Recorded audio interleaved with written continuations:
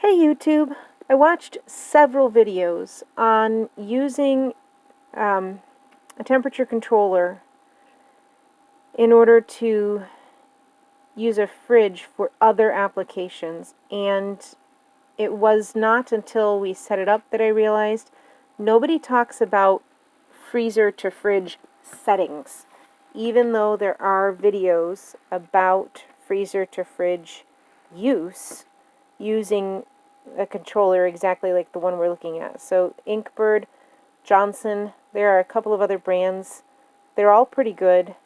But as far as the application itself, if you look up videos on incubating reptiles, incubating poultry, growing mushrooms, brewing, cheese making, etc., if you look up any of those videos, they actually go through all of these settings for you, grow rooms, etc. You can do a ton of things with these controllers, and I then took for granted that I knew what I needed to know, and I didn't realize until after we got it here and plugged it in and set it up that I didn't actually know the settings for having it refrigerate. You'll notice that it's at 31.5 degrees right now, and it's cut off.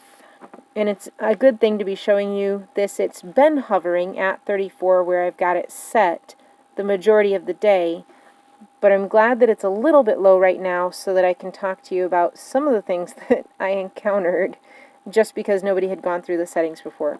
So to start with, work 1 has nothing to do with cooling. So if you're going to run it as a fridge, you need to put the plug into work 2. You need to take your freezer and turn your freezer down to its warmest setting. You want it at its weakest. Trying to get that in shot. You want it at its weakest settings because it cools very, very quickly, and that's why I'm glad that it's showing you this at this moment, because, as I said, it has really good holding power. It tends to stay right at 34. But when it goes to 35, it kicks in, and it does drop a little bit low. And that, you'll see, plays into one of the settings. So temperature set is the first. I found that 33 is a little too close to freezing, and you wind up down at 29 when it does cool too quickly. So 34 has been working out really well for us. It keeps it really nice and cold, but it does not spend much time below 32 that way. This is heat differential, so when it's a degree above 34, so literally as soon as it hits 35, it turns the freezer on.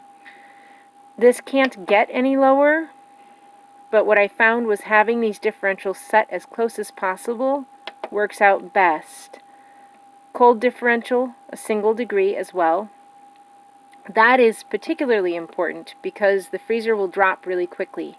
So you want it to cut off right away. The alarm high. This is what I was having a nightmare with our very first night. Because I hadn't found a video with the actual settings itself, an actual fridge freezer setup, I put this plug into work 1 by mistake. And the freezer is so efficient at holding its temperature that it did not not cooling. It did not come up to 32 degrees until about bedtime. And that's why the first night was such a pain in the neck, and why I'm making this video for you guys, so that you guys don't have to go through that. And I'm going to jump back to alarm high here. I had it set down at like 38. I was like, I want a warning when it's going to get close, right?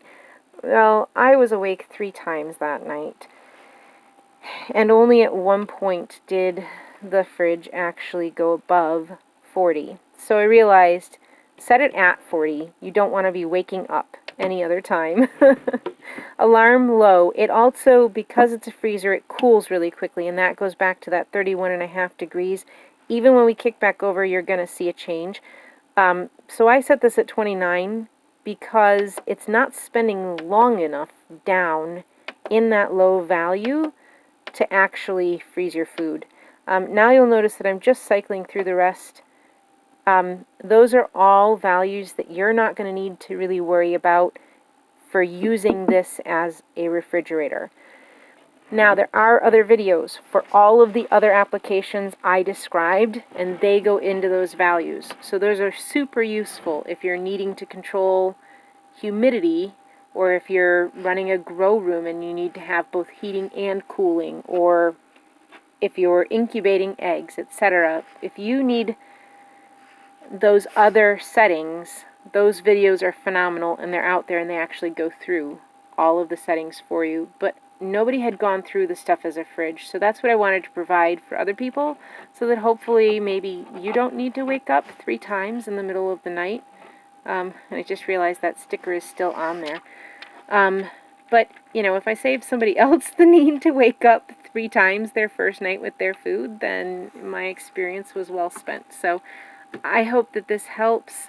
Ever since then, you'll see, you know, it's already back up to 31.3 in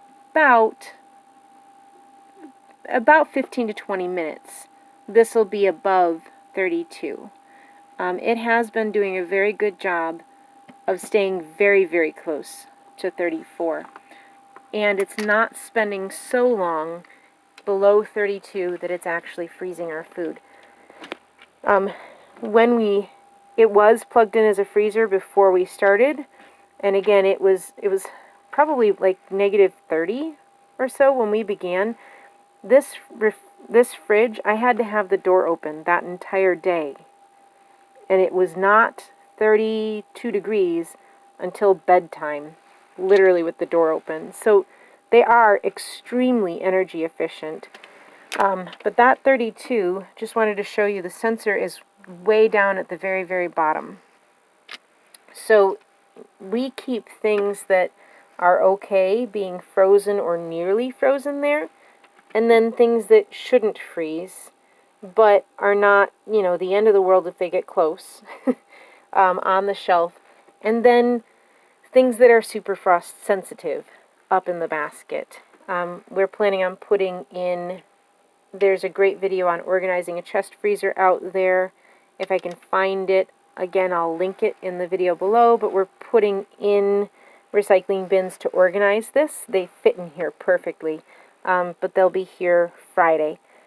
At any rate, I just wanted to share that experience. If you put your meats and things, that it's okay if they nearly freeze down at the bottom. Again, things that are kind of in that mid-sensitivity range up on your shelf, and then things that shouldn't freeze at all up here, these settings will work out pretty well for you. And you can see it's already going back up, and this video is less than 8 minutes, and it's nearly back up to 32, so it won't spend so long below freezing that you're actually going to have a problem. But if you want, you can set that at 35 degrees. The key that I have found over this week is to keep the heat differential and the cold differential as close as you can get to the temperature that you actually want.